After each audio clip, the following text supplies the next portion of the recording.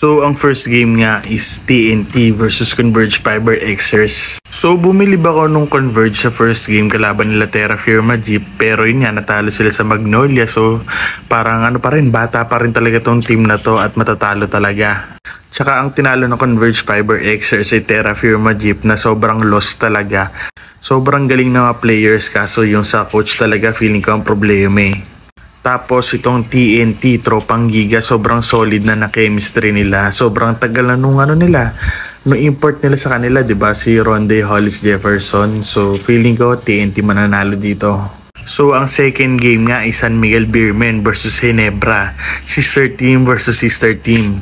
Ang nagulat ako, hindi ginawang San dito. Kasi alam mo naman, Ginebra, San Miguel yan. So ibig sabihin madaming manonood ng live. So sobrang alat nga ng laro ng Ginebra. Tipong wala masyadong ginawa lahat ng players talaga kasi first game pa lang naman yun. Pero simula nga nung na-trade nga yung si Sistan sa Terra Firma Jeep, medyo lumit talaga tong team na to. So luging-lugi sila dito sa San Miguel Beermen talaga. Pero alam naman natin, babawi talaga yung Justin Brownlee. Papakita niya bakit siya ang best import sa PBA.